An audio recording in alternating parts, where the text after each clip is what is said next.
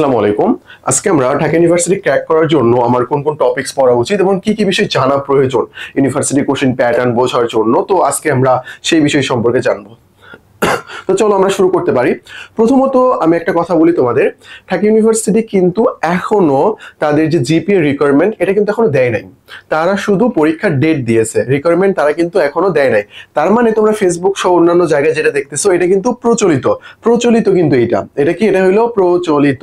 তো এখনো কিন্তু দেয় নাই। তো আমরা সর্বোচ্চ আশা রাখি, যেহেতু এবার জিপিএ সবার খারাপ হয়েছে পরীক্ষা, এটা ইউনিভার্সিটি কর্তৃপক্ষ জানে, সো এটা চেঞ্জ করার সম্ভাবনাটা অনেক বেশি রয়েছে। তো সকল ইউনিভার্সিটি তার জিপিএ রিকোয়ারমেন্ট যেটা আছে হয়তো বা কমাবে, আমরা আশাবাদী। ওকে, তো এই কনসেপ্ট আপাতত বাদ, আমাদের কি কি পড়তে হবে এই বিষয়গুলো নিয়ে আজকে আমরা মেইন আলোচনা করব। তো আমরা মেইনলি যে ইউনিটের কথা বলবো আজকে সেটা হলো বি ইউনিট অর্থাৎ কলা ও মানববিদ্যা অনুষদ যেটা আর কি বলা হয় এটা। এখানে তোমার 60% মার্ক হইলো এমসিকিউ আর 40% মার্ক হইলো তোমার রিটেন। ঢাকা ইউনিভার্সিটি এবং জগন্নাথে কিন্তু তোমার এমসিকিউ প্লাস রিটেন রয়েছে, আর এই দুইটাতে কিন্তু সেকেন্ড টাইম কিন্তু নাই।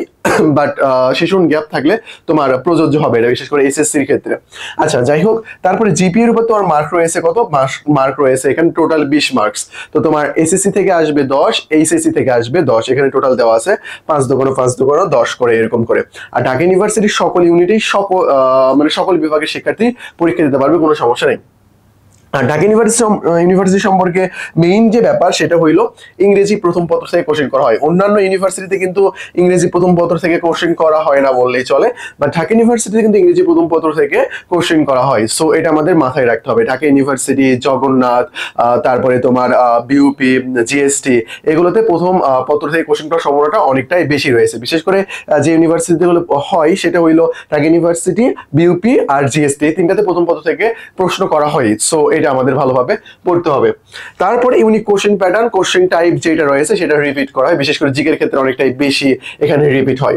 তো তারপরে বাংলা প্রথম পত্র, দ্বিতীয় পত্র দুইটাকেই গুরুত্ব দিতে হবে। কখন কোনটা কিভাবে কোশ্চেন করা হবে এটা কিন্তু আমরা কেউই জানি না। তো এটা জাস্ট একটা অ্যানালাইসিস করে দেওয়া আছে যে প্রথম পত্র থেকে 35 এন্ড দ্বিতীয় পত্র থেকে 75। অনেক সময় এটার ব্যতিক্রমও করতে পারে, আমাদের দুইটাতে পড়তে হবে। তারপরে চান্স পাওয়ার জন্য হ্যাক্সল রিটেনে ভালো করা। ভাই, সবাই কিন্তু এমসিকিউ এর দিকে নজর দেয় এবং অনেকেই ভাবে যে এমসিকিউটাই ভালোভাবে পড়ি, ঢাবি না হলে অন্যান্যগুলো হইলেও হইতে পারে, তারা রিটেনের পেছনে টাইম ওয়েস্ট করতে চায় না। বাট তোমার যদি ঢাকা ইউনিভার্সিটি টার্গেট থাকে তো রিটেনটা তুমি একটু ভালোভাবে দেখিও, এটা কিন্তু ইম্পর্টেন্ট। আর এখানে সেকেন্ড টাইম নেই। আর নেগেটিভ মার্ক কত? নেগেটিভ মার্ক হলো 0.25। অর্থাৎ তুমি যদি একটা এমসিকিউ ভুল করো তাহলে তোমার 0.25 টোটাল মার্ক থেকে কেটে নেওয়া হবে। অর্থাৎ একটা এমসিকিউ ভুল করলে তোমার টোটাল 100 এর মধ্যে থেকে কত? 1.25 বাদ যাবে। কেন বাদ যাবে? একটা এমসিকিউ ভুল করছো তার মানে ওটাতে 1 মার্ক পাবা না, এবং কেন ভুল করছো তার কারণে 0.25 তোমার টাটা। তোমার একটা প্রপার গাইডলাইন লাগবে। প্রপার গাইডলাইন ছাড়া ইউনিভার্সিটি অ্যাডমিশনটা আসলে অনেক কষ্টকর হয়ে যায়। ওকে, তো এখানে দেখো মার্ক ডিস্ট্রিবিউশন দেওয়া আছে। ঢাকা ইউনিভার্সিটি তোমার বাংলায় 15, ইংলিশে 15, জিকে 30। এটা কত? এটা হলো তোমার এমসিকিউ। তারপর রিটেনে কত? রিটেনে বাংলায় 20, ইংলিশে 20। এখানে কিন্তু জিকে রিটেন নেই, এটা তোমরা বেঁচে গেছো, বুঝছো? কারণ জিকে রিটেন থাকলে কোন জায়গা থেকে কোশ্চেন করা হয়তো, রিসেন্ট করবে নাকি হিস্ট্রি থেকে করবে না কোথা থেকে করবে, বোঝার অনেক টাফ ছিল। তো এটা আমরা সহজেই আনসার করতে পারবো ইনশাল্লাহ। বাংলা ইংলিশের যে সাজেশনটা রয়েছে তুমি যদি ফলো করো ভালোভাবে তাহলেই হয়ে যাবে। এমসিকিউ সাজেশন তোমরা একটু স্ক্রিনশট দিয়ে নাও। এই যে আমরা এটা নিচে দিয়ে রাখছি না, এই যে নিচে দিয়ে রাখছি, এটা দিয়ে কিন্তু গত বছর কোশ্চেন শুরু হয়েছিল। একটা স্ক্রিনশট দিয়ে নাও। এই টপিকসগুলো তোমার ভালোভাবে পড়তে হবে, বেশি টাইম ওয়েস্ট আমি না করি।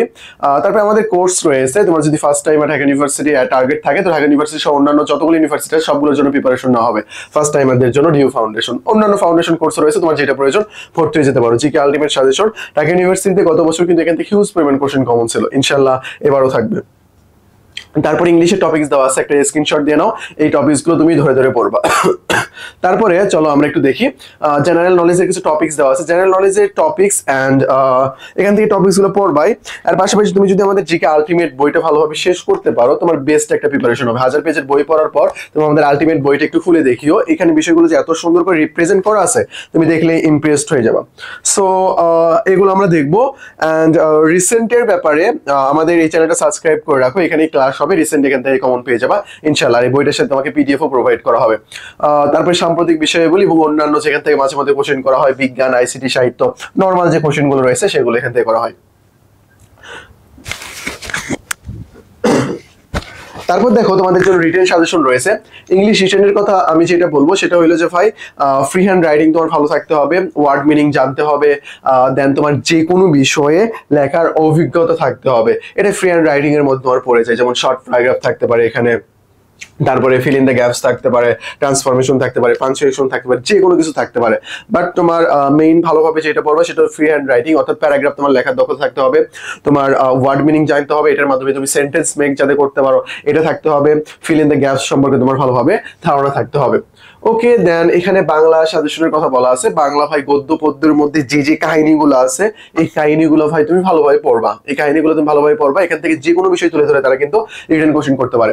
তারপরে এই ক্ষেত্রে রিটেন যেটা ব্যাকরণিক সেটা হইলো ইন্টারের যে সিলেবাসটা আছে না ওই সিলেবাসটা তোমরা ফলো করবে। ইন্টারের সিলেবাস অনুযায়ী তোমরা এখানে বাক্য শুদ্ধিকরণ, যেমন গত বছর মেয়েদের অকারের নিয়মটা আসছিল তাই না, এই অকার আকার এরকম সামথিং, তারপরে সারাংশ সারমর্ম অনুচ্ছেদ নত্যবিধান সত্যবিধান এই বিষয়গুলো তারা তুলে ধরে দিতে পারে। তো এগুলো তুমি যদি ভালোভাবে কমপ্লিট করো বেস্ট একটা প্রিপারেশন তোমার জন্য হয়ে যাবে ইনশাআল্লাহ।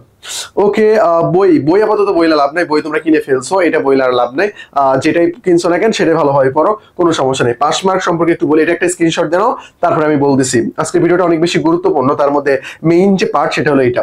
ইংলিশে 15-র মধ্যে পাইতে হবে 5, ইংলিশে বাংলায় 15-র মধ্যে পাইতে হবে 5, জিকে 30-এর মধ্যে 10, মানে হইলো 3 ভাগের 1 ভাগ করে।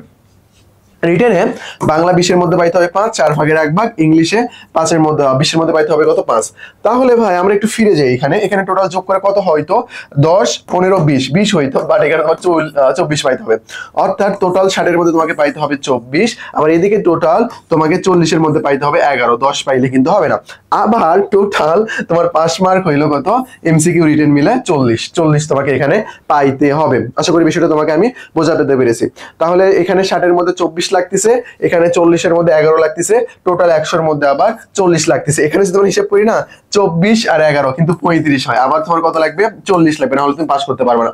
তাহলে ভাই কত হবে 1 2 3 4, তারপরে 5 6 7 8, টোটাল 8 ভাবে তোমাকে পাস করতে হচ্ছে।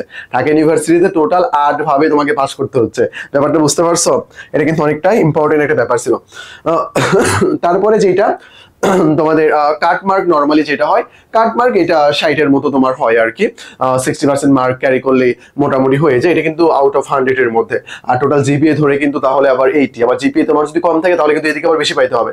আশা করি তোমাকে আমি বোঝাতে পেরেছি। আর আসন সংখ্যা এটা পরিবর্তনশীল, এখানে একটা জাস্ট তোমাকে ধারণা দেওয়া আছে আর কি।